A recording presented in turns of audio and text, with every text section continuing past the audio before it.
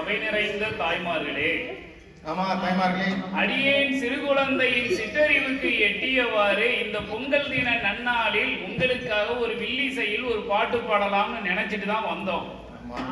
ஆமா, இங்க நாடும் ஊரும் போற போக்கெல்லாம் பார்த்து பாட்டை மாத்தி இன்றைய தலைமுறையில் இந்த நாடு எப்படி போய்கொண்டிருக்கிறது என்பதை பத்தி பாட போகிறோம். என்னதான் ஊரு தம்பி இதுல எத்தனை பேரு,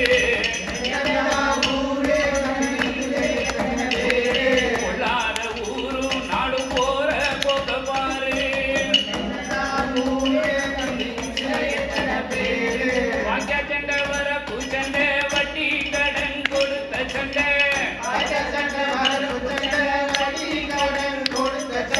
பாவ சண்டை பைப்பு சண்டை பங்காளிக சொத்து சண்டை.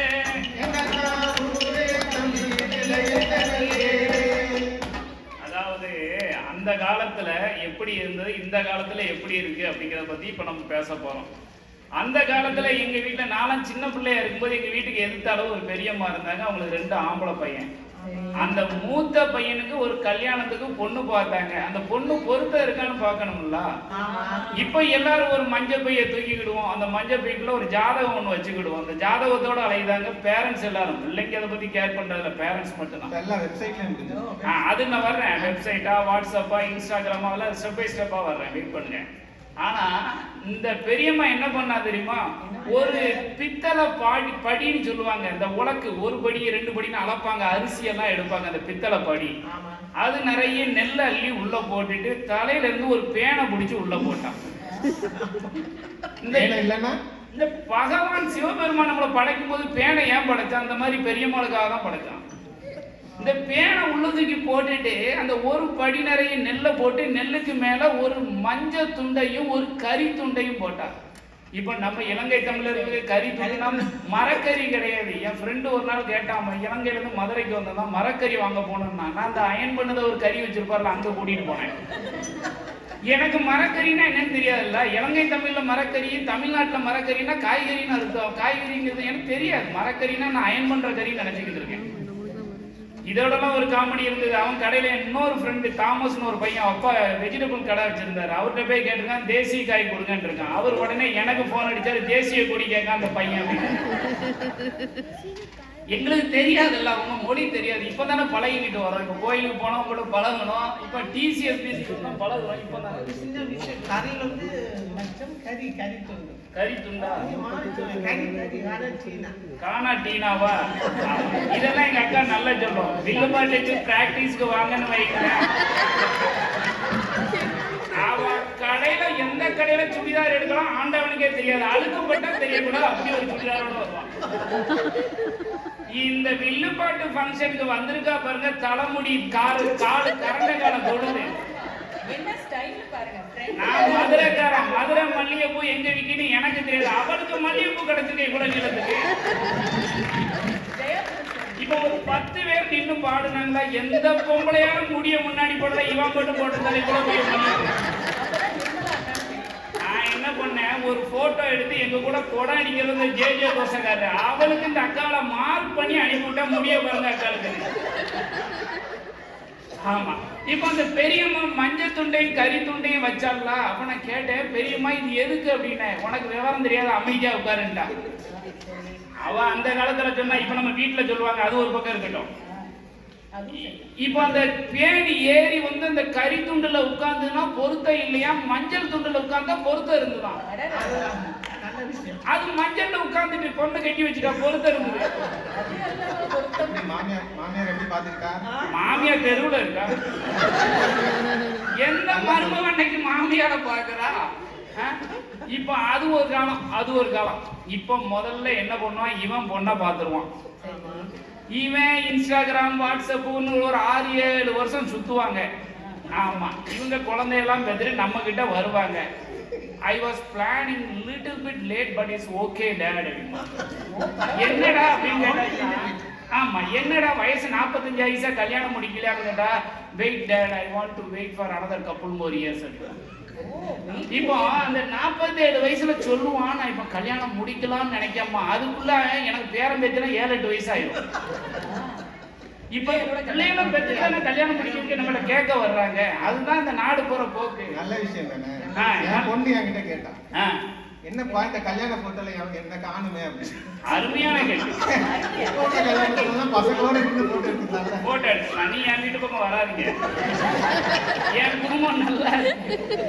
என் மனைவி என் பிள்ளைங்க எல்லாம் இந்த சோஃபா விட்டு இறங்க விட மாட்டான். ரைட் சைடு என் பையன், லெஃப்ட் சைடு என் பொண்ணு. 4 மணில இருந்து 8 மணி வரை படிப்பு. இவர மாதிரி அது வீட்டுக்கு வந்தா அவன் அவ்வளவா படிக்கவே மாட்டான். ஒரு ஏற்கனவே மெசேஜ் பண்ணிட்டாங்க. அதான் வீட்டுக்குள்ள நாய் கூட்டம், வெளியில நரி கூட்டம்,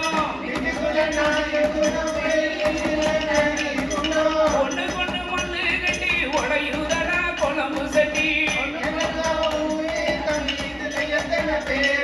ஆட்டு சண்டை, மாட்டு சண்டை, அநியாயம் கோழி சண்டை,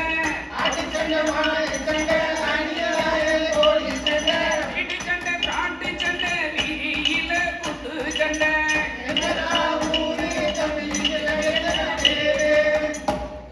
அந்த காலத்துல எங்க அண்ணா வந்து இந்த பிளட் டொனேஷன் கேம்ப்லாம் இப்பம்லாம் நமக்கு எங்கனாலும் ஒரு கார்டு கொடுத்துருக்காங்க. ஏடிஎம் கார்டை விட பார்க்கறதுக்கு ரொம்ப பியூட்டிஃபுல்லா இருக்கும் அந்த கார்டு.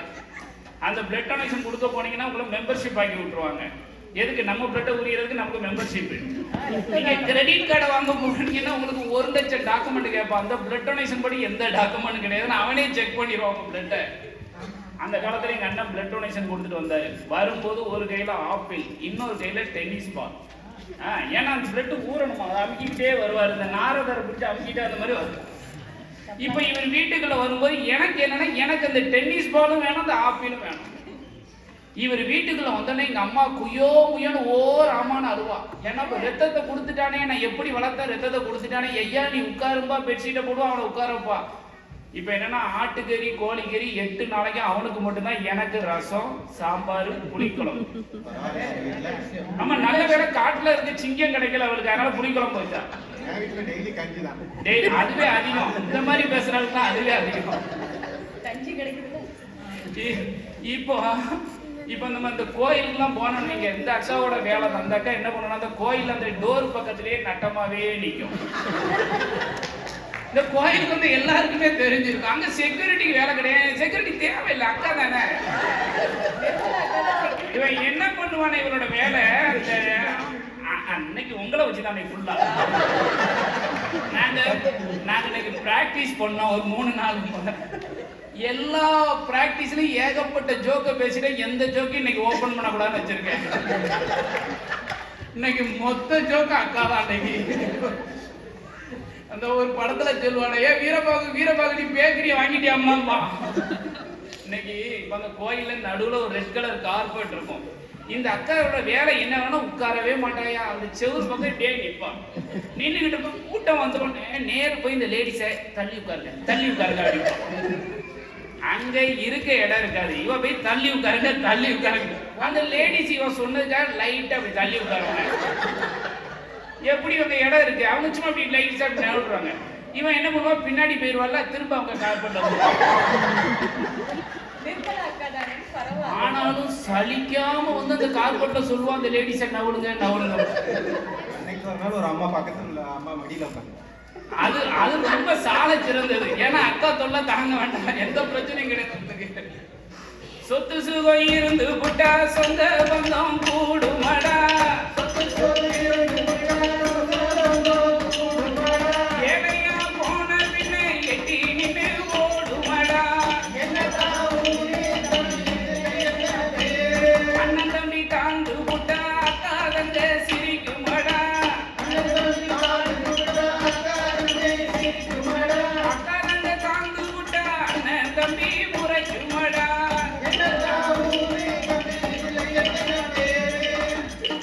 இந்த அக்கா தங்கச்சினோடனே ஒரு விஷயம் ஞாபகம் வந்துடும்.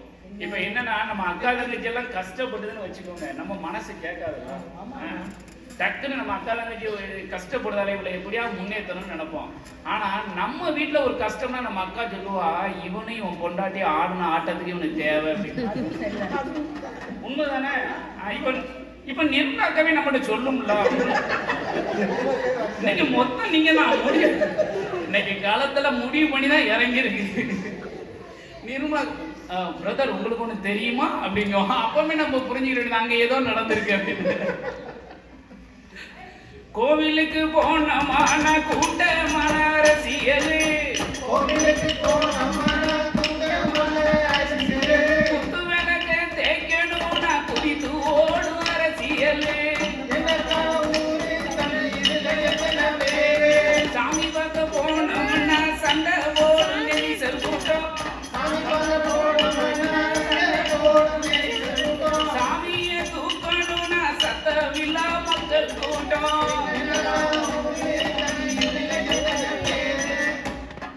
இந்த சாமியை தூக்கணும்னு எனக்கு ஒரு விஷயம் ஞாபகத்துக்கு வந்துட்டு, முதல்ல இந்த அரசியலை சொல்லியிருந்தேன். ஏன்னா இந்த அரசியல்லாம் எங்கன்னு தெரிஞ்சிருந்தா. இப்ப நானும் எட்மண்டல்ல 10 வருஷம் இருந்தேன். அங்க கோயில்ல போய் ஒரு தீவாரண தட்டை தொடணும் அப்படின்னாலே நான் 10-15 வருஷத்துக்கு எக்ஸ்பீரியன்ஸ் ஆயிருந்தேன். உள்ளோட மாட்டாரு. சாமியை தூக்கணும்னா அதுக்கு 10 ஜிம்பாடி இருப்பாரு. அந்த ஜிம்பாடி அந்த கோயில் திருவிழா அன்னைக்கு மட்டும்தான் வருவார். பாடி பில்டர் ஃபுல்லா. மீதி எந்த நாளும் கோயிலுக்கு வர மாட்டார். ஆனா நான் வந்து வெள்ளி செவ்வாய் தவறாம போயிடுவேன். ஐயருக்கு முன்னாடி நான் போய் நிற்பேன். நம்மள உள்ளோட மாட்டாரு, தூக்க விட மாட்டாரு. பாத்தீங்களா, அவ்வளவு பக்திமான். ஆமா. இப்போ நமக்கு வந்து துர்க்கையம்மன் கோயிலுக்குலாம் போவோம்ல, நாங்க ரொம்ப அடிக்கடி போவேன். அப்போ ஒரு நாள் என்ன பண்ணாங்க, சாமியை தூக்கணும் வாங்கன்னு இந்த சாமியை தூக்க கூப்பிட்டாங்க. அப்போ இவங்க என்ன முடிவு பண்ணாங்களோ இல்லை என் வயிற்றை பார்த்து முடிவு பண்ணாங்களோ தெரியல, நீங்க பிள்ளையார தூக்குங்கன்னு சொன்னாங்க. இப்போ அன்னைக்கு ஒரு சபதம் போட்டா வெயிட்டை குறைச்சே தீரணும். அன்னைக்கு 92 கிலோ, இன்னைக்கு 70 இன்னும் குறைக்கணும். ஏன்னா என்ன பிள்ளையார அடுத்த முறையும் பிள்ளையார தூக்க விட்டுருவாரு. வெயிட்னா வெயிட், அவரை தூக்க முடியுமா? அவரு திங்க அப்பளம் பொரியல்ல என்னெல்லாமோ சாப்பிட்டுருப்பாரு அன்னைக்கெல்லாம். இப்ப என்ன பிள்ளையார தூக்க விட்டாங்க. நானே கொஞ்சம் பரவாயில்லாம இருந்தேன். என் பக்கத்துல ஒருத்தர் 120 கிலோ. இப்ப எனக்கு தொந்தி மட்டும் இருக்கு, அவருக்கு தொந்தி வண்டி என்னெல்லாமோ இருக்கு அவருக்கு. இதுல இந்த கம்பை கொடுத்து தூக்க விட்டார்ல, இவ்வளவு தான் கேப்பு. இந்த கோயிலை 3 சுத்து சுத்திட்டு இந்த பிள்ளையாரும் முருகரும் உள்ள வந்துருவாரு. தேரு மட்டும் பர்ணவியே ஒரு சுத்து சுத்தும். இது இந்த கதை எனக்கு தெரியாது. நான் என்ன பண்ணிட்டேன், 3 சுத்து சுத்தினோம்னா நம்மளை விட்டுருவாங்க, எப்படி உள்ள கொண்டு வச்சிருவாங்கன்னு நான் நினைச்சுக்கிட்டு இருக்கேன். என் பக்கத்துல இருந்தவர் என்ன பண்ணுவாரு, ஒரு 2 அடி எடுத்து வச்சோடனே நைஸா கம்புக்கு உள்ள வந்துருவாரு. உள்ள வந்துட்டு என்கிட்ட சொல்லுவாரு, பிரதர் நீங்க சொல்ற மாதிரி உள்ள வாங்க. இருக்கிறது இம்புட்ட இடம், அவருக்கு வண்டி இருக்கு, தொந்தி இருக்கு, எல்லாமே இருக்கு. இப்ப அவரு நின்னாருன்னா நான் எங்க வர்றது, வர முடியாது. இதுல என்ன பண்ணிட்டாங்கன்னா, இந்த தேர்ல அலங்காரம் பண்ணி அம்மனை தூக்கி வைக்கிறதுக்கு 1 மணி நேரம் ஆயிட்டு. 1 மணி நேரமும் நான் விநாயகரோட நானும் அவரும், இன்னும் 2 பேரும் முருகரோட நிக்காங்க. இப்ப பின்னாடி 2 ஒல்லியான ஒரு ஆளு, பலத்தியான ஆளு, நாங்க 2 பேரும் குட்டை முன்னாடி. இவரு ஓயாம என்ன பண்ணுவாரு, அடிக்கடி உள்ள வருவாரு, வெளியே போவாரு, உள்ள இப்படி வந்துட்டு போயிட்டு இருக்கும்போது என்ன பண்றாரு, இந்த பிள்ளையாரும் மூவ் ஆகுறாரு. இப்ப பின்னாடி இருக்கிறவர் கேட்கிறாரு, என்ன பிள்ளையாரு முன்னாடி போறாரு அப்படிங்கிற. இப்ப நான் என்ன சொல்றது, உடனே அவர் சொல்றாரு, நமக்கு பெயின் அவருக்கு புரியல அப்படிங்கிறாரு.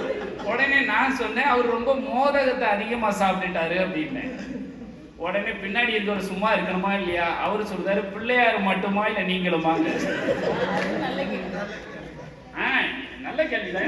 இங்கெல்லாம் உட்காந்துருக்கீங்க, அன்னைக்கு 1 மணி நேரம் நின்னோம்ல. தமிழனோட மரபு பொங்கல் தாயி வீட்டு சீதனமோ, உடம்பிறந்த தங்கைக்கு தான் சீர் கொடுக்கும் மக்கள் கூட்டம். மாடு குடிக்க வாருங்கோன்னு மக்களை தான் அழைத்தோமானால், பொங்கலையும் தின்னு போட்டு புரட்ட போடும் நம்ம கூட்டம்.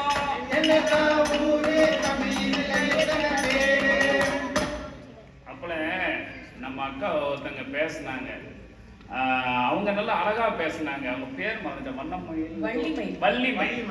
அவங்க ஆமா, அவங்க அழகான ஒரு வார்த்தை சொன்னாங்க. நாங்க வந்து கால் பிடிக்கும் கூட்டம் இல்லை, காலை பிடிக்கும் கூட்டம்னாங்க. இங்க யாரெல்லாம் காலை பிடிப்பீங்கன்னு கை தூக்குங்க, நான் பார்க்கணும். நம்ம வீட்டுல நம்மளால வாய் திறக்க முடியுதா முதல்ல? காலங்காத்தால நான் வாக்கிங் போறேன்னு சொன்ன உடனே வீட்டை முதலாட்டே உங்க அப்பா வர வர சேவிங் பண்ணிட்டு ட்ரெஸ் சேஞ்ச்லாம் சரியில்லை, நீ துணைக்கு போயிட்டு வாங்க.